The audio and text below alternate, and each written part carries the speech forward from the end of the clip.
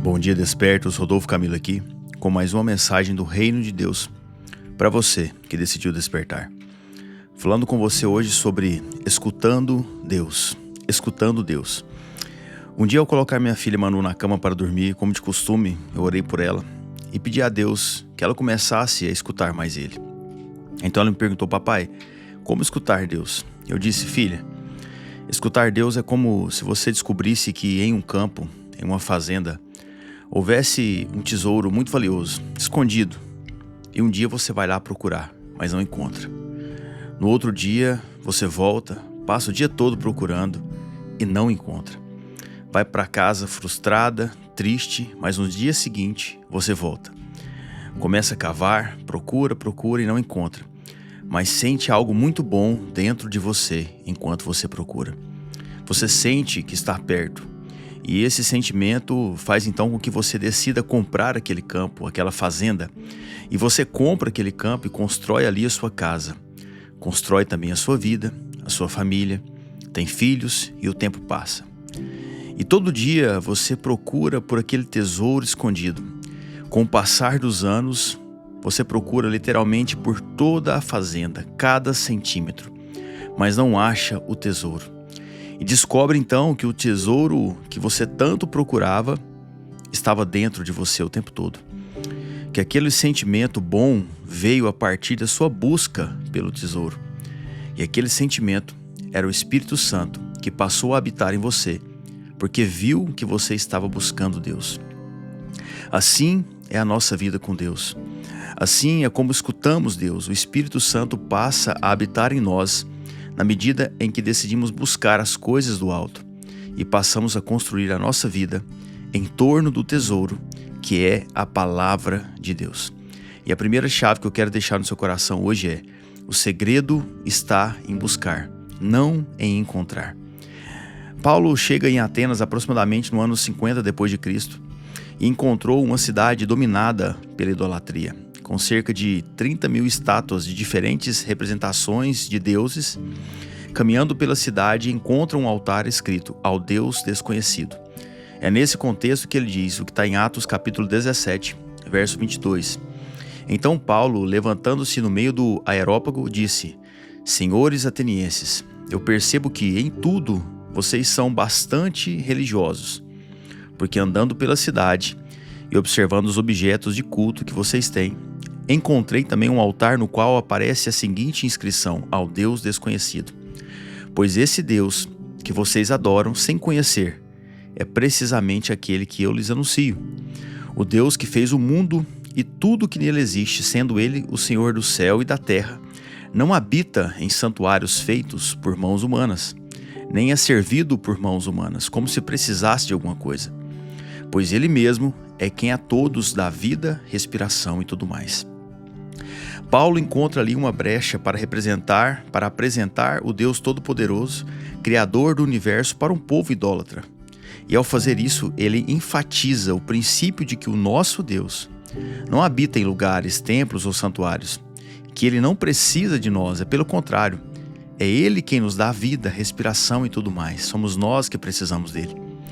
O que ele quer é habitar em nós, e não nos encher de serviço, de afazeres, de regras, mas de princípios. E ele completa nos deixando o segredo do propósito universal do ser humano, buscar Deus. Atos 17, verso 26. De um só homem, Deus fez todas as nações para habitarem sobre a face da terra, havendo fixado os tempos previamente estabelecidos e os limites da sua habitação. Verso 27. Para buscarem Deus, se porventura, tateando, o possam achar, ainda que não esteja longe de cada um de nós.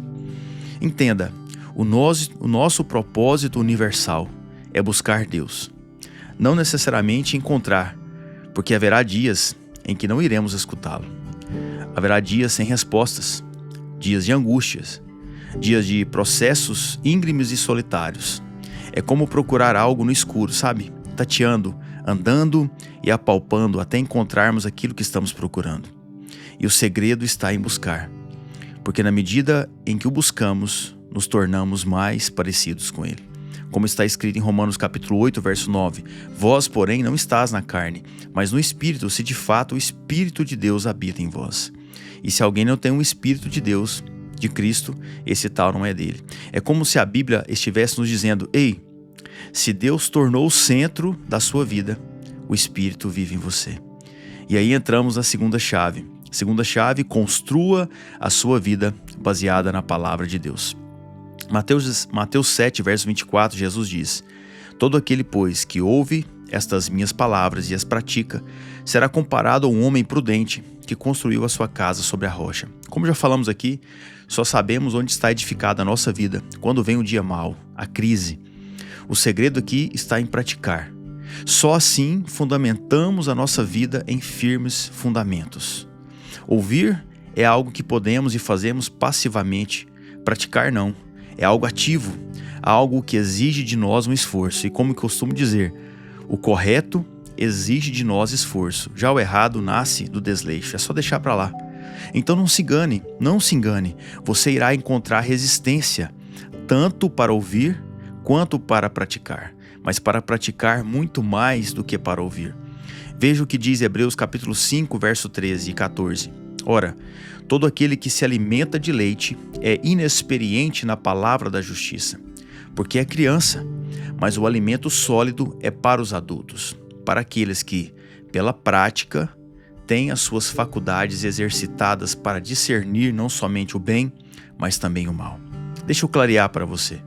Quando você escuta, lê algo da palavra de Deus, você tem uma oportunidade de ajustar algo em sua vida.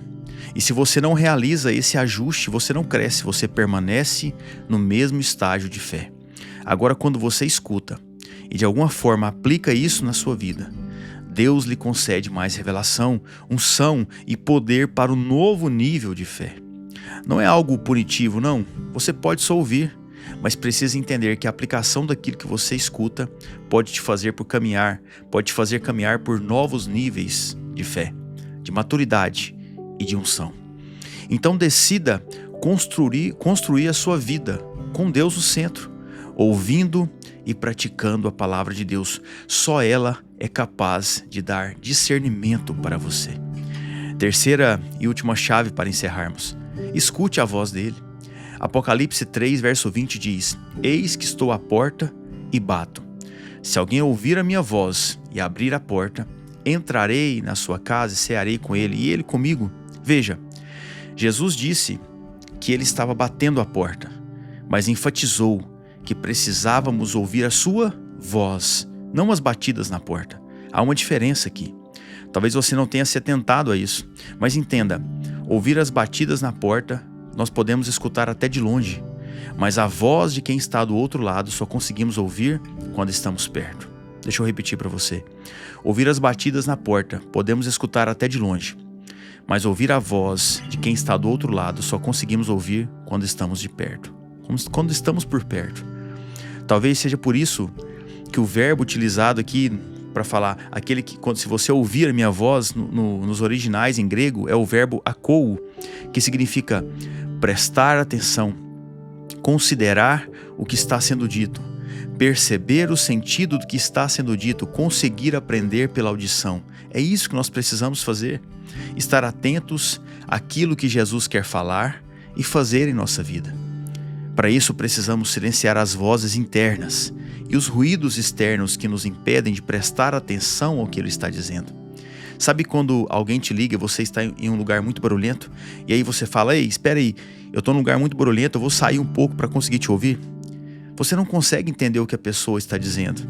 Assim é quando tentamos ouvir Jesus em lugares barulhentos. Nós precisamos ir para um lugar silencioso. E eu não estou falando somente sobre lugares físicos. Muitas vezes, o barulho está dentro de nós, na nossa alma. Então, aquiete hoje a sua alma. Acalme os seus ânimos e foque naquilo que ele está tentando te dizer. Ele vai falar com você. Como disse John Wesley, Deus fala mais frequentemente do que percebemos, mas estamos ocupados demais para ouvi-lo. Amém? Se lembre das 3 chaves. Primeira, o segredo está em buscar, não em encontrar. Segunda, construa sua vida baseada na palavra de Deus. Terceira, escute a voz dele. Preste atenção no que ele está te dizendo. Eu quero orar pela sua vida. Pai, em nome de Jesus, obrigado pelo teu amor, pela tua graça, pela tua palavra, Deus, que nos resgata, que nos ensina, que nos edifica dia após dia. Deus, eu oro por essa pessoa que me escuta, para que o Senhor derrame sobre ela força, graça, sabedoria e restauração, Deus. Para que hoje seja um dia de boas notícias, dia de boas notícias e dia de respostas da parte do Senhor na vida dela.